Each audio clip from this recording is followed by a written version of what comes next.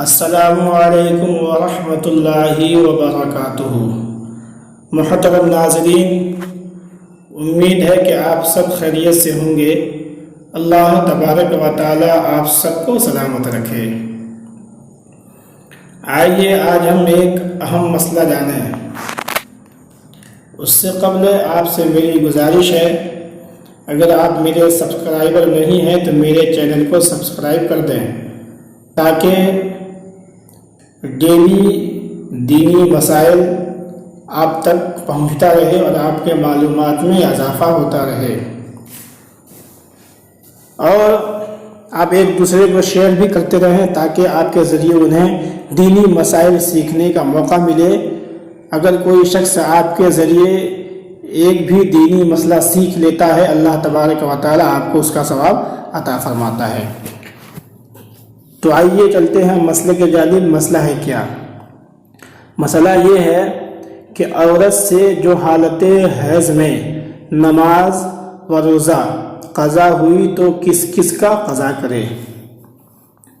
یعنی ماہواری میں، جسے حالت حیض کہتے ہیں، اگر اس پیریڈ میں نماز اور روزہ قضا ہوئی تو نماز کی قضا کرے یا پھر روزہ کی قضا کرے؟ تو میں آپ کو بتاؤں اس سے پہلے آپ سے میری یہ گزارش ہے کہ ویڈیو کو پورا دیکھیں اور خوب اچھی طرح سمجھیں تاکہ آپ کو مسئلہ اچھی طرح سمجھ میں آ جائے۔ اور اگر آپ خود بھی سوال و جواب پڑھنا چاہتے ہیں تو میرے ڈسکرپشن سے سوال و جواب بھی آپ پڑھ سکتے ہیں۔ تو آئیے چلتے ہیں مسئلے کی جانب۔ سوال کیا ہے؟ سوال یہ ہے کہ کیا فرماتے ہیں علماء دین مسئلہ ذیل کے بارے میں کہ عورت حیض کی وجہ سے رمضان المبارک کے مہینے کے روزہ اور نماز چھوٹ جاتی ہے تو کس کس کا قضا کرے؟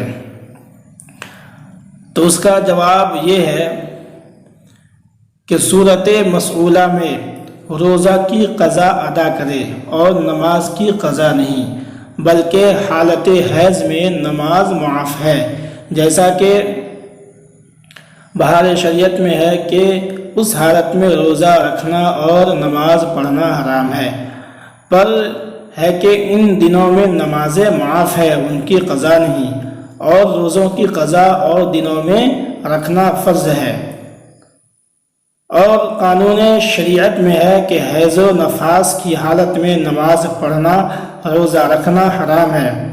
ان دنوں میں نمازیں معاف ہیں، ان کی قضا بھی نہیں، البتہ روزوں کی قضا اور دنوں میں رکھنا فرض ہے۔ بہار شریعت جلد اول صفحہ نمبر 380، نفاس کا بیان۔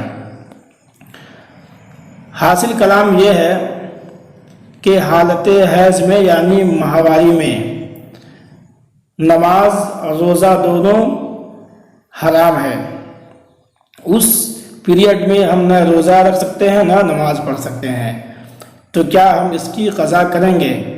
تو آپ یہ جان لیں کہ حالت حیض میں جو نماز اور روزہ قضا ہوئی ہیں تو آپ کی نمازیں اس پیریڈ میں آپ کے لیے معاف ہیں،